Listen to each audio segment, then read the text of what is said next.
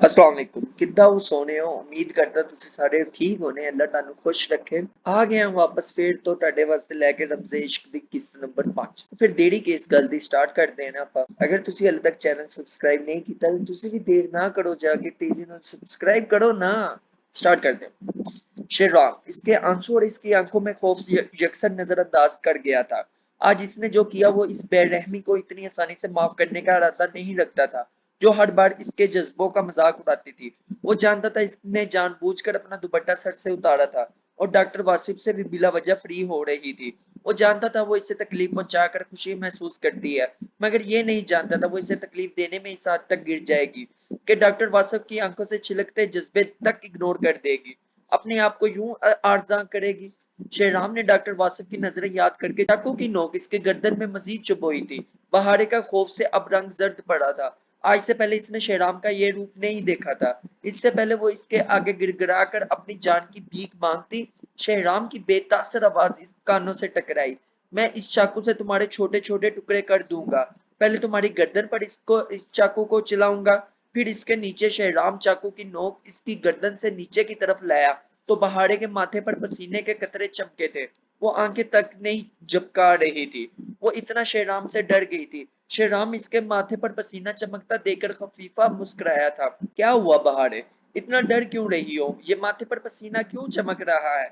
ऐसी मौत नहीं चाहिए। इस पहाड़ी से कूदना है तुम्हें। चलो फिर तुम्हें इस पहाड़ी से धक्का दूं। शेहराम ने इसका हाथ पकड़कर खींचा तो गाड़ी जरा सी डोली थी। शेहराम, ये गाड़ी गिर जाएगी, प्लीज ऐसे इसे पीछे करो। मम, मुझे डर लग रहा है, बहारे ने कांपते हुए कहा। लेकिन अभी तो कह रही थी कि तुम्हें मरना है। शेहराम ने बहारे को देखते हुए मासूमियत से कहा। मम, मैं मजाक कर रही थी। शेहराम, प्लीज गाड़ी पीछे करो वरना खौफ से ही मर जाऊंगी। बहारे की अब खौफ से आवाज तक नहीं निकल पा रही थी। आइंदा तुमने मुझे जलाने के लिए ऐसी वैसी हरकत की तो खुद को इस हद तक गिराया तो तुम न सिर्फ मेरी नजरों से गिरोगी बल्कि वादा करता हूँ तुम्हें इस पहाड़ से अपने हाथों से धक्का देकर गिराऊंगा। तुम्हें लाज तक नहीं मिलेगी। अपनी आंखों से देख लो इस सड़क से पार की गहराई। शराब ने इसे घूरते हुए गाड़ी पैक करते हुए स्टार्ट की। बहारे की अब हल्की हल्की सिसकियां शुरू हो चुकी थी। शेराम का ये रवैया इसे काफी दर्द पहुंचा चुका था। वो तो इसके साथ कुछ भी कर ले, वो इसे कुछ नहीं कहता था। आज तो इसने हद कर दी थी। वो इसे इस पहाड़ से धक्का देने लगा था। वो भी बेयकीनी की कैफियत में थी। इसकी सिसकियां सुनते शेराम ने गुस्से से गाड़ी में म्यूजिक ऑन कर दिया था। बहारे की सिसकियां ना रुकी तो झिलझिलाते हुए म्यूजिक ऑफ किया। क्या मुसीबत है, कब तक मुझे ये बेसुरा म्यूजिक सुनाओगी? शेराम ने जच होते हुए कहा। मुझे यकीन नहीं आ रहा शेराम, तुमने मुझे मारने की कोशिश की। बहारे ने बेयकीनी से कहा। मुझे भी यकीन नहीं आ रहा था जब तुमने सर से दुपट्टा जानबूझकर उतारा था और मुझे गुस्से दिलाने के लिए तुम बिला वजह इस डॉक्टर से फ्री हो रही थी। शेराम की बात पर बहारे एक पल के लिए गड़बड़ाई। इसे नहीं पता था कि शेराम ने देख लिया था कि इसने ये सब जानबूझकर किया। कमबख्त था मैट्रिक पास, मगर बला का ज़हीन था। अपने लहजे और किस बात से वो मैट्रिक पास नहीं लगता था। नजरों का इतना तेज था कि अकाब की नजरें भी इसके आगे कुछ नहीं होगी।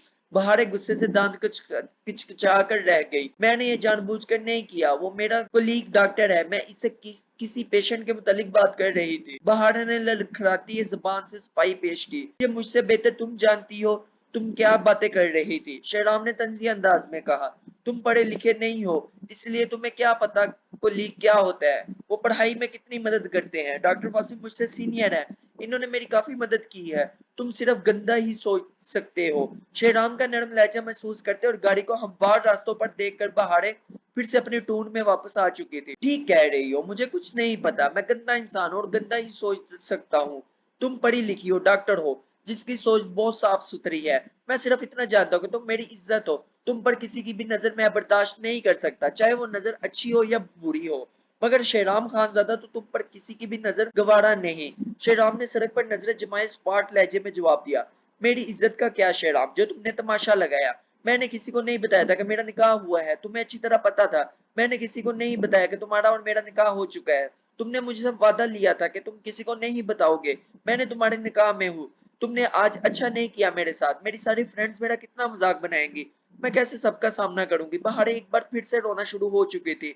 आज शेराम ने जो किया वो भूल नहीं पा रही थी। जानता हूँ ये निकाह तुम्हारे लिए नहीं बल्कि मेरी जात तुम्हारे लिए शर्मिंदगी का बायस है। अब तुम कैसे बताओगी कि ये सब कुछ बहारे गुल जो एक काबिल डॉक्टर है, इसका शोहर सिर्फ मैट्रिक पास है। यकीनन तुमने सबको मेरे मैट्रिक पास होने का बता दिया होगा। इस बात पर मेरा खूब मजाक भी बनाया होगा। शेराम की स्पॉट तंजिया आवाज गूंजी। बहारे ने इसके तंज में छुपा मतलब बखूबी समझ चुकी थी, यानी वो हर चीज से बाखबर था। अब जो भी है बहारे, सबको पता तो चल गया, अब जितना मर्जी शोक मना लो, अब तुम्हें वहां से सब मिसिस शेराम कहकर पुकारेंगे। शेराम ने इसका मजाक उड़ाया। बहारे ने बेबसी से शेराम पर अपनी नफरत अमीज आंखें बढ़ाई। शेराम ने इसकी आंखों में नफरत देखकर अपना गुस्सा बमुश्किल ही जब्त किया था। अगर इससे इससे अपने सामने बैठी लड़की से इश्क ना होता तो वो कब से इसे आजाद कर चुका होता, मगर ये लड़की जिंदगी भी थी जिससे दूरी किसी भी कीमत पर गुबारा नहीं थी। इसका किसी लड़के से बात करना इसे अच्छा ना लगता था और ना ही वो करने देता था। बहार ने लड़कों के साथ ही मेडिकल की तालीम हासिल की थी। इस सब में इसकी मुकम्मल रजामंदी शामिल थी, बल्कि इसने ही इसका मेडिकल कॉलेज में दाखिला करवाया था, दाज की भरपूर मुखावलत के बावजूद। यहाँ तक कि बहाड़े के बाबा भी इसके मेडिकल की तालीम के हक में ना थे, मगर वो कैसे अपनी बहाड़े की आंखों में ख्वाब जाया कर सकता था, जिले की गलती की सजा कैसे वो अपने बहाड़े को भुगतता देख सकता था। इसलिए इसने अपनी जिम्मेदारी पर बहाड़े का मेडिकल कॉलेज में दाखिला करवाया। मगर आज बहाड़े की एक्ट से इसे बेइंतहा तकलीफ पहुंची थी। इसकी जगह कोई भी होता तो बहाड़े को इस बात की सख्त सजा देता। अगर वो आज इस पर सख्ती ना करता तो वो मजीद नरर हो जाती, दोबारा इससे बढ़कर ऐसी कोई हरकत कर सकती थी। बहाड़े की हर गलती हर बदतमीजी माफ कर सकता था, मगर इस पर किसी एक की नजर बर्दाश्त नहीं कर सकता था। वो नफरत में हर हद से गुजर जाए गवारा था, मगर हर हाल में सिर्फ इसकी रहे। अब वो जानता था इसकी बहाड़े कभी ऐसी हरकत करने का सोचेगी भी नहीं। इतना सबक इसके लिए काफी है। इसने एक नजर बहाड़े को देखा जो संजीदा चेहरा लिए बैठी थी। यकीनन वो कुछ ऐसा वैसा ही सोच रही थी जिससे वो इसे मजीद तकलीफ पहुंचा सके। बहाड़े, एक बात याद रखना, तुम मेरी हो। अगर आइंदा तुम किसी लड़की के करीब भी गई, मैं इस पल रुखसती करवाकर तुम्हारी हवेली से बाहर निकलना भी बंद कर दूंगा। शेराम का लहजा अटल और मजबूती लिए हुआ था। तुम मुझे धमकी दे रहे हो शेराम? मैं इतना पढ़ लिख कर सिर्फ तुम्हारी बीवी बनकर रहूंगी? ये तुम्हारी भूल है। मैं तुम्हारे निकाह तुम्हारी जिंदगी में और इस हवेली से भाग जाऊंगी। बहाड़े ने चीखते हुए धमकी दी। बहाड़े की बात पर शेराम का दिल जो इससे मुश्किल से सुकून किया था फिर से आंधियों की जिद में आया था। चेहरा सुरख पड़ा था। शेराम ने एक झटके से गाड़ी रोकी। बहाड़े, मैंने हमेशा तुम्हारी मर्जी की करने दी। मेरी नरमी का तुमने हमेशा नाजायज फायदा उठाया है। जिस दिन मैंने तुम्हारी लगाम में खींची बात करने के लिए तो क्या सर उठाने के काबिल नहीं रहोगी? आइंदा मुझे धमकी दी तो मैं कसम खाता हूँ मैं अपनी मोड़े की तुम्हारी जान में अपने हाथों से लूंगा। समझ आई मेरी बात तुम्हें? शेरराम ने बेहद ऊंची आवाज में दहाड़ा था। पहाड़े इसकी दाढ़ पर लड़स कर रह गई थी। ये पहली दफा था शेरराम इस पर इतनी बुरी तरह चलाया था। वो जानती थी वो अपने मोड़े से बहुत प्यार करता है, वो इनकी झूठी कसम नहीं खा सकता। बारे शेरराम का सुरख सफेद चेहरा देखकर खामोशी हो गई। शेरराम कुछ पल इसे घूरता रहा, फिर लब बेंचे गाड़ी स्टार्ट की थी। दोनों ने सारे रास्ते एक दूसरे से बात नहीं की थी। शेराम ने फुल स्पीड में गाड़ी भगाई थी। हवेली में दाखिल होते ही बहाड़े गाड़ी से उतरकर अंदर दाखिल हुई तो शेराम गाड़ी बैक करता हवेली से निकलता गाड़ी भगा कर ले गया। अब रात भर डेरे पर इसके लफ्जों का जहर अपने अंदर उतार कर खुद को जलाना था। अब्रिश हवेली में दाखिल होते इसकी शान शौकत को देख रही थी। जिले ने बहुत मर्तबा हवेली का जिक्र किया था, मगर हवेली इतनी खूबसूरत और इतनी बड़ी होगी अब्रिश को अंदाजा तक ना था। हवेली का लॉन कई कनाल पर मुश्तमिल था, जिस पर हद नगाह करना मुश्किल था। सरसब्ज लॉन में घने दरख्तों के झुंड थे। हवेली के लॉन में एक तरफ आबशार था जिसमें खूबसूरत पत्थर लगे हुए थे। इतना बड़ा कारपोर्च था जिसमें कितनी ही बड़ी गाड़ियां खड़ी थी। अब्रिश को हवेली से ज्यादा यहाँ की जगह बहुत खूबसूरत लगी थी। सरसब्ज पहाड़ जिसके इतराब में गहराई खाइयां, ऊंचे नीचे रास्ते, खतरनाक रास्ते इसे काफी अट्रैक्ट किए थे। जब जगह जगह बहते दरिया, सबसे बढ़कर यहाँ का खूबसूरत मौसम जो इस्लामाबाद की निस्बत काफी ठंडा था। अब्रिश को यहाँ का मौसम भी बहुत भाया था। अमेरिका जैसे मुल्क में इसने कभी इतनी खूबसूरत जगह नहीं देखी थी। वो यूएसए में कभी एक शहर से गई कहाँ थी। अनाया और अहल हवेली को देखकर बहुत खुश थे। वो तो हवेली और इन लोगों से काफी हद तक मरऊब नजर आ रहे थे। जिले खतून पूरे रास्ते में रोते आई थी। हवेली में दाखिल होते भी इन्होंने रोना शुरू कर दिया था। आल ने इन्हें अपने बाजू के हल्के में लिया हुआ था। हवेली के अंदर दाखिल होते अब्रिश को अंदाजा हुआ था वो जितनी बाहर से खूबसूरत थी इससे कहीं ज्यादा अंदर से खूबसूरत थी। बहुत बड़ा लाउंज जिसमें बहुत कीमती सोफे और जदीद और कीमती आराइश से डेकोरेशन पीसेस थे। जगह जगह बड़े बड़े ग्लास डोर लगे थे जहां से डाइनिंग हॉल नजर आ रहा था, जहां 24 कुर्सियों पर मुश्तमिल डाइनिंग टेबल रखी हुई थी। खूबसूरत लाउंज जिसकी बड़ी बड़ी ग्लास विंडो से नजर आते सरसब्ज पहाड़ जिले खतून को सबसे मिलकर रो रही थी। अनाया और अहल सबसे बहुत खुशगवार होकर मिल रहे थे। वो सबसे अलग थलग खड़ी थी। अमीना खानम और रोजनिया खानम ने खुद आगे बढ़कर अब्रिश को प्यार किया था। माशाल्लाह जिले तुम्हारी बेटी तो चांद का टुकड़ा है। अमीना खानम ने अब्रिश को देखते हुए तारीफ की। क्या नाम है इसका? अमीना खानम ने जिले खतून से पूछा। अब्रिश जिले खतून ने मुस्कुराते हुए बताया, माशाल्लाह इसका नाम भी इसके नाम की तरह बहुत खूबसूरत है। अमीना खानम ने दिल से तारीफ की थी। अब्रिश इस वक्त जनीज के ऊपर ब्लैक लॉन्ग शर्ट पहने हुए थी, जिस पर इसने आते हुए स्टॉलर लिया था। क्यों लिया था वो नहीं जानती थी, मगर जिंदगी में पहली मर्तबा इसने स्टॉलर लिया था। इसने मफरल स्टाइल में ना सिर्फ स्टॉलर लिया था, बल्कि इससे बहुत अच्छी तरह खुद को कवर भी किया था। वो अपने हाफ बाल कैचर में कैद किए हुए थे। वो सिंपल सी बेहद खूबसूरत लग रही थी। बड़ी गुल ने इसे इसकी इतनी तारीफ बर्दाश्त नहीं हो रही थी। इसने जिले की खूबसूरती के मुतल्लिक सुन रखा था, मगर इसकी बेटी तो इससे भी ज्यादा खूबसूरत थी। सच में चांद का टुकड़ा है, बिल्कुल जिले फूफो की तरह। मगर हमको डर लगता है ये भी जिले फूफो की तरह अपनी खूबसूरती पर ग्रेन ना लगा दे। बड़ी गुल ने मुस्कुराते हुए जहर उगला तो पूरे लाउंज में साम सूख गया था।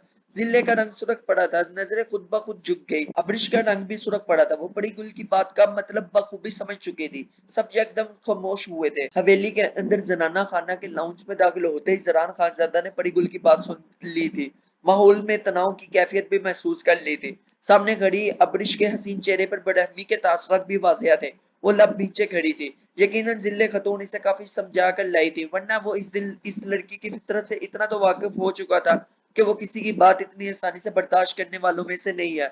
अस्सलाम वालेकुम पुप्पो। जरान ने जनाना खाना के लाउंज में फैली गमगीन खामोशी को तोड़ा था। जिले ने आगे बढ़कर खुद पर काबू पाने जरान को गले से लगाया। अहल ने भी आगे बढ़कर जरान खानजादा को सलाम किया। वो हवेली की शान शौकत से मरऊब होने के साथ साथ जरान खानजादा की पर्सनैलिटी से भी काफी मरऊब हो गया था। जरान खानजादा ने आगे बढ़कर अनाया के सर पर हाथ रखा था, मगर अब्रिश को एक नजर भी नहीं देखा था। अब्रिश ने भी इसे मुकम्मल नजरअंदाज कर रखा था। सब मुस्कुराते हुए सोफे पर बैठ गए। जरान खानजादा ने भी एक सोफे पर बुर्जुमान होते सोफे से टेक लगाते पड़ी गुल को एक नजर देखा। गुल भाभी क्या कह रही थी आप? जिले फूफो की खूबसूरती पर ग्रहण लगा है? जरान खानजादा की सर्द और बारब आवाज में सवाल गूंजता तो पड़ी गुल की रंगत फक पड़ी थी। वो हवेली की औरतों के सामने तो सब कुछ कह देती थी, मगर हवेली के मर्दों के सामने अपनी जुबान पर काबू भी रखती थी। जरान खानजादा से तो वो वैसे ही बहुत खौफ खाती थी। जरान खानजादा ने इसे आज तक कभी कुछ नहीं कहा था, मगर इसका हवेली पर काफी रोब बहुत दबा था। सभी इससे खौफ रखाते थे, क्योंकि वो अरहाम की तरह नरम मजाज हरगिज ना था। जो बात बुरी लगती थी सबके सामने मुतला इजहार कर देता था, वो भी काफी सख्त लफ्जों से। हाँ, वो खानम चच्ची ने कहा अब्रिश चांद का टुकड़ा है, तो हमने कहा चांद तो ग्रहण होता है। बड़ी गुल ने फकत रंगत से बमुश्किल ही वजाहत दी थी। बड़ी गुल के अब्रिश को चांद का टुकड़ा कहने पर जनान खानजादा और अब्रिश की नजरें चार हुई थी। दोनों ने फौरन ही अपनी नजरें फेर ली थी। मुझे किसी और का तो पता नहीं, मगर जिले फूफो वाकई में चांद का टुकड़ा है। चांद में ग्रहण हो सकता है, मगर जिले फूफो में नहीं। इनका पुरनूर चेहरा देखकर कहा जा सकता है वो कितनी पाक और खूबसूरत है। जरान की संजीदगी से कहने पर सबके लब्बों पर मुस्कुराहट दौड़ी। जिले की आंखों में आंसू आए थे। जरान ने इनका मान पल में बढ़ा दिया था। बड़ी गुल जरान की बात पर खामोशी से वहां से चली गई। मौसफ का यहाँ पर भी काफी रोबो दब्बा था। अब्रिश ने मुंह बनाते हुए सोचा। एक नजर जरान को देखा, जो संजीदा तासरात चेहरे पर सजाए सबसे बातें कर रहा था। अब्रिश को इसका संजीदा चेहरा देखकर पूरा यकीन हुआ था जरान कभी भी मुस्कुराया नहीं होगा। अब्रिश बेटा बैठो, तुम क्यों खड़ा है? रोज़निया खानम ने इसे खड़ा देखकर कहा। वो सबकी नजरों को खुद पर महसूस करते गिड़गिड़ाई थी। जरान ने इस दौड़ इनकी तरफ नहीं देखा था। मुझे बहुत नींद आ रही है, मैं आराम करना चाहता। अब्रिश ने जिले की आंखों में निकालने के बावजूद कहा। वो जनाना खानजादा के सामने मजीद नहीं ठहरना चाहती थी। दरख्शां, अमीना खानम ने दरख्शां को पुकारा। जी खानम बेबी। दरख्शां फौरन से हाजिर हुई थी। तुम अब्रिश बेटा को इसका कमरा दिखा दो। अब्रिश दरख्शां की तकलीफ में इसके साथ चल पड़ी। अब्रिश कुछ देर आराम करने के बाद जिले के हुक्म पर मर्दाना खाना की तरफ आई थी। वो तकरीबन सबसे मिल चुके थे, समीउल्लाह खान से मिलना बाकी था।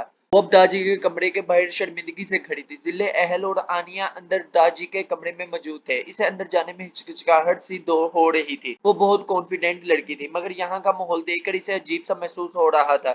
सब औरतें घर में भी अच्छी तरह दुपट्टे ओढ़े हुए थी। जनाना खाना अलग, मर्दाना खाना अलग। इसे कुछ समझ नहीं आ रहा था। देखने में सब औरतें इसे बहुत अच्छी लगी थी, सिवाय पड़ी गुल के। दूसरा, वो दिल में किसी को भी कबूल नहीं कर पा रही थी। ना ही इसे किसी से इंसानियत महसूस हुई थी, जो अपनायत मोहब्बत से इसे अपने ताया की फैमिली से महसूस होती थी। यहाँ आकर मफकूद थी। ना ही इसका दाजी से मिलने को दिल कर रहा था, जिनको खुदगर्जी से और अनापरस्ती की वजह से इसकी माँ ने अपने घर वालों से दूर एक अनजान मुल्क में बहुत मुश्किल जिंदगी गुजारी। इसलिए वो अपना दिल में इन सबके लिए वसत नहीं पा रही थी। वो दाजी के कमरे के बाहर खड़ी थी कि जरान खान ज्यादा स्काई कलर की शलवार कमीज पहने, कंधों में पर ब्लैक मर्दाना शाल डाले दाजी के कमरे के ही तरफ आ रहा था। इसे दाजी के कमरे के बाहर गुमसुम खड़ा देख कर चूका। वो लब बेचे अब्रिश की तरफ बढ़ा। अब्रिश जो दरवाजा नॉक करने लगी थी जरान खान ज्यादा को देखकर ठटक कर रह गई। चेहरे पर नागवारी का तासर बड़ा था। हसीन नकूश के जवैये इसने बगाड़े। जरान इसके चेहरे के तासरात बखूर देखता इसके पास रुका। जरान के चेहरे के तासरात भी कम पेश अब्रिश जैसे ही थे। सुनो दाजी के कमरे में दाखिल होने से पहले ही अपनी जुबान बाहर छोड़कर जाना। जरान इसके चेहरे पर बढ़ती नागवारी देखकर बोला, ऐसा करती हूँ, मैं जाती ही नहीं। अब्रिश ने कहते हुए इसे सर्द नजरों से घूरा। ये तो बहुत अच्छी बात होगी, तुमसे मिलकर दाजी करेंगे भी क्या, वो तो सिर्फ जिले फुप्पो से मिलना चाहते थे। अगर तुम इनसे भी नहीं मिलोगे तो इन्हें भी कोई फर्क नहीं पड़ेगा। जरान खान ज्यादा अब्रिश को देखता तंजिया मुस्कुराया। अब्रिश की बात पर लब बेचकर खामोशी हो गई थी। लगता है तुम वाकई अपनी जुबान इस्लामाबाद छोड़ आई हो। जरान के तंजिया वजूद पर मुश्किल खुद पर कंट्रोल किए हुए थे, मजीद खुद पर कंट्रोल ना कर सकती थी। मेरी जुबान को छोड़े, लगता है आप वो यकदम आप कहते कहते रुकी थी। इसकी पुर असर और बारब शख्सियत का असर था जो इसे तुम कहने से रोकता था, मगर इस दिन का लबो लहजे, इसकी गहरी नजरें इसे आप कहने ना देती थी। वो इसके खामोश होने पर इसे इस्तफाइमिया निगाहों में देखने लगा। लगता है हवेली आते हुए तुम भी अपनी नजरें बाहर छोड़ आए हो, शायद यहाँ तुम्हारे घर की औरतें हैं इसलिए। अब्रिश ने तुम पर खास तौर पर जोर देते इस पर दिन की नजरों का टोंट किया था जो वो इस पर गाड़े हुए थे। आज इसने एक बार भी इस पर निगाह नहीं डाली थी। अभी भी इसकी नजरें काफी बेजरड़। इस दिन इसकी बेबाक निगाहों से तो वो सर उठता पैर सिलक कर रह गई थी। अब्रिश के तंज पर जरान के लबों पर इस्तजाहिया मुस्कुराहट दौड़ी। तो मैं गलत था, तुम ज़बान साथ लाई हो। जरान ने आईब्रो चुकाते हुए इसकी तरफ देखा। अब्रिश इसके तंज पर खून के घूंट बढ़कर रह गई। जिले ने इसे अपनी किस्मत ना दी थी तो वो यकीनन इसके तंज के हिसाब का जरूर जवाब देती। कुछ वो इसके दिन के वाले रवैये से भी डर गई थी जो इसके घर में इसके 14 तबक रोशन कर सकता था, वो अपने घर में क्या नहीं कर सकता था। वो इसके इधर रोबो दबे से भी अच्छी तरह वाकिफ हो चुकी थी। बड़ी गुल जैसी औरत इसके सामने कुछ ना बोल सकी थी तो वो क्या चीज थे। वो इसके खामोश होने पर मजीद हैरान हुआ था। इसके चेहरे के तासरात को पढ़ने लगा जो सख्त बढ़हमी का तासर लिए हुए थे, आड़ शदीद सुर्ख पड़ रहे थे। वो अब्रिश के मजीद करीब हुआ। अब्रिश से दूर होते 2 कदम पीछे होके हुई थी। आज तुम मैं देखने के लायक कुछ नहीं है, वरना मैं जरूर देखता। जरान की नजरें इसके शालर पर थी। अब्रिश इसकी बात का मतलब समझने में मजीद सुरख पड़ी। अब्रिश ने अपना स्टॉलर मजीद ठीक किया था। जरान इसके हाथों की कपकपाहट बखूबी महसूस कर चुका था। इसका लाल टमाटर चेहरा देखकर वो तंजिया मुस्कुरा गया। तुम मेरे घर की औरत नहीं हो, वरना तुम मेरे घर की औरत नहीं हो और ना कभी हो सकती हो। हम खान तुम जैसी औरत को औरत नहीं बनाते। जरान ने अब की बार अब्रिश की तरफ देखते इसकी कान में मध्यम सरगोशी की थी और बिना रुके वो दाजी के कमरे का दरवाजा खोलता चला गया। अब्रिश तो हीन और गुस्से के एहसास से अंदर तक सिलक गई थी। वो भर भर जल रही थी। इसका बस नहीं चल रहा था वो जरान खानजादा की जान ले ले। इसे अपने सीने में जरान खानजादा के लिए नफरत के अलाव बढ़ते महसूस हुए। इसे जिले पर भी गुस्सा आया जो इसे यहाँ जबरदस्ती ले आई थी। अब तो वो अंदर जाने का सोच भी नहीं सकते थे। जरान खानजादा जैसे बदतमीज और सन के इंसान के सामने वो ठहर भी नहीं सकते थे। इससे पहले वो वहां से जाते जिले खतून दरवाजा खोलती बाहर आई। अब्रिश, तुम यहाँ खड़ी क्या कर रही हो, अंदर आओ। हिल्ले की पुकार पर वो खामोशी से अंदर इनके साथ ही दाखिल हो गई। जरान खानजादा सामने सोफे पर बैठा हुआ था मगर इसके अंदर आने पर इसकी तरफ नहीं देखता था।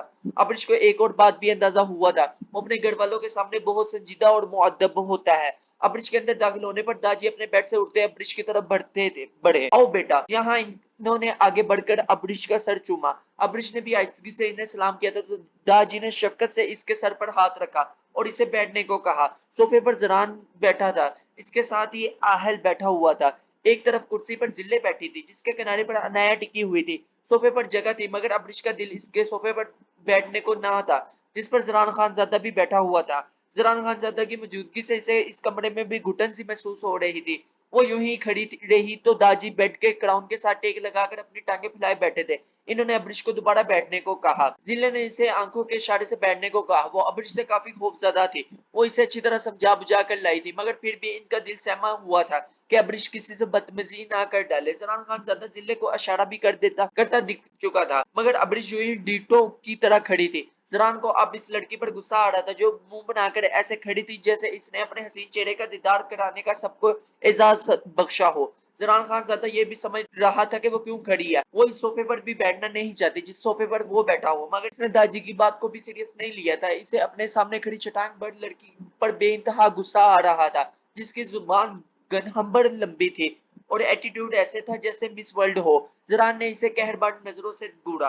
अब्रिश बेटा सोफे पर बैठ जाओ, दाजी ने दोबारा नरमी से कहा तो अब्रिश आहिस्तगी से चलते हुए दाजी के पांव की तरफ बेड की पायनी पर बैठ गई। जरान इसके दाजी के पैरों के पास बैठने पर चौंका था। इसे हैरत हुई थी कि इस जैसी निकचरी मगरूर लड़की जो इस दिन दाजी के बारे में बिना सोचे समझी फजूल बोल रही थी, आज काफी आराम से इनके पैरों के करीब बैठ गई थी। अब्रिश बेटा तुम सोफे पर बैठ जाओ, दाजी ने अपने पांव के ऊपर की तरफ खींचते हुए कहा। नहीं दाजी मैं ठीक हूँ, अब मेरी वजह से बेआराम ना हूँ, अब्रिश ने आहिस्तगी से जवाब दिया। तो जरान खान ज्यादा गश्त खाने को था, वो इतनी तमीज के दायरे में भी बात कर सकती है, इसे हैरानगी हुई थी। हम तुम्हारी दाजी तो नहीं है, हम तो तुम्हारा नाना हुआ। अनाया और अहल ने मुझे नाना कहा है, तो तुमने हमको क्यों दाजी कहा? दाजी मुस्कुराए थे।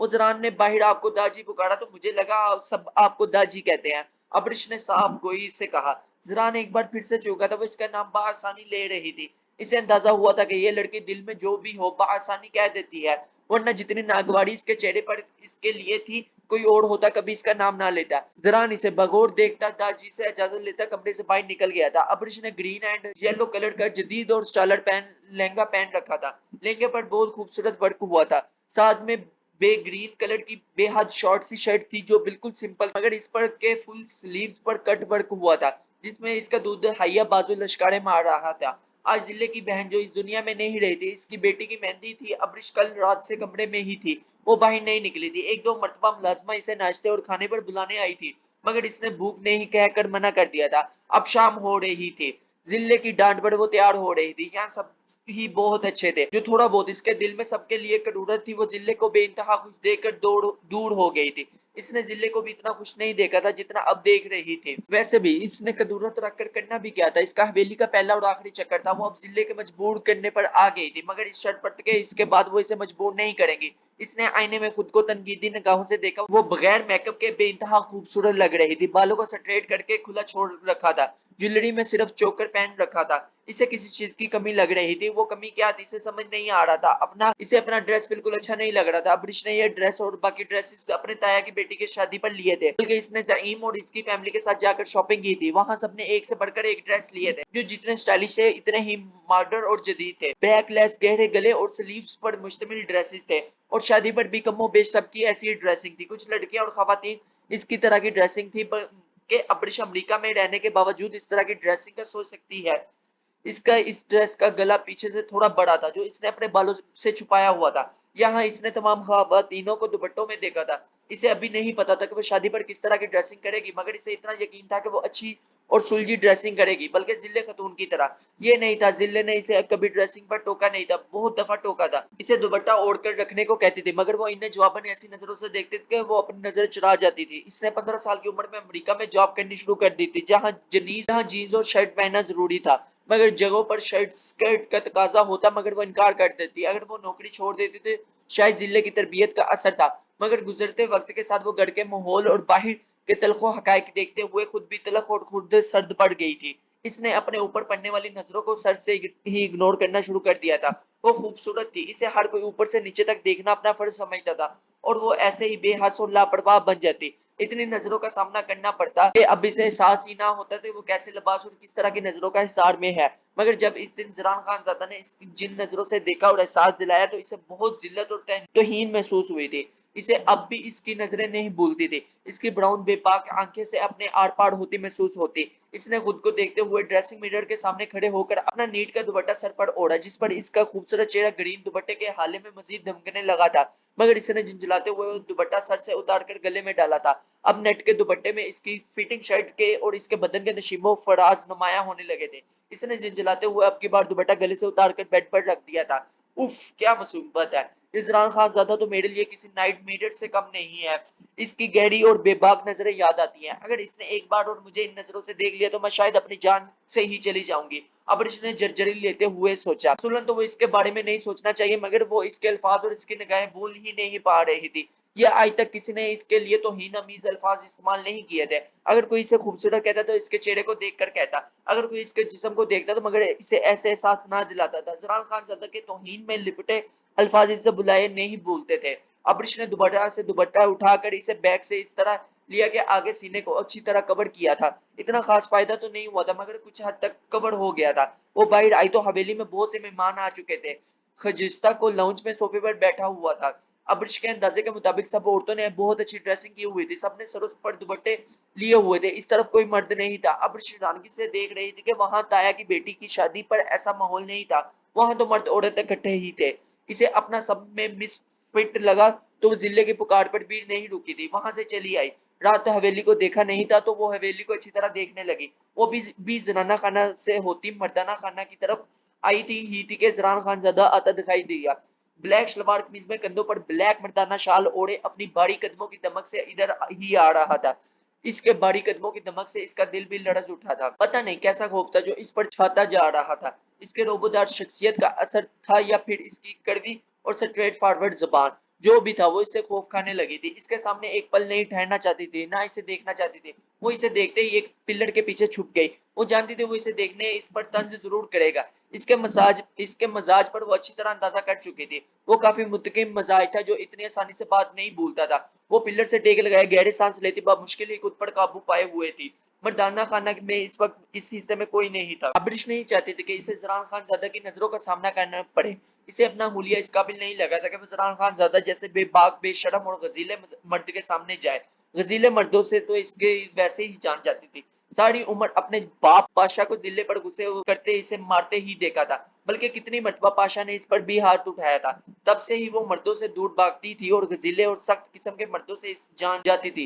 इमरान खान ज्यादा जो अपने कमरे की तरफ जा रहा था, अब्रिश को इधर मर्दाना खाने की तरफ आता देखकर रुक चुका था। वो इसे देखकर पिलर के पीछे छुप गए थे। इमरान खान ज्यादा के संजीदा चेहरे पर बम से मुस्कुराहट बिखरे। वो रात से इसे हैरान हैरान कर रही थी। रात इसे तमीज के दायरे में देखकर वो हैरान हुआ था, जैसे वो इस दिन जिले खतून के सामने खड़ी चला रही थी। इसे लगा था वो काफी बदतमीज और खुदसर है, मगर इसका अंदाजा गलत साबित हुआ था। वो इतनी भी बदतमीज नहीं थी। अब वो इसे देखकर जिस तरह छुपी थी वो इसे एक छोटी सी बच्ची लगी थी। वो अब्रिश को इग्नोर करते अपने कमरे की तरफ बढ़ने लगा, मगर पिलर के पीछे से नजर आता सबज ओंचल ने दोबारा इसे इसकी तवज्जो अपनी जानब मबजूल करवाई थी। न चाहते हुए भी इसके कदमों का रुख इस सबज ओंचल की तरफ बढ़ा। अब्रिश जो सांस रोके खड़ी थी, भारी कदमों की आवाज करीब महसूस करते हुए इसने स्ट्रेट विंग मर्दाना खुशबू महसूस करते अपनी आंखें बंद कर ली थी। अपना दुपट्टा सर पर अच्छी तरह से खुद पर शाल की तरह लिपटा था।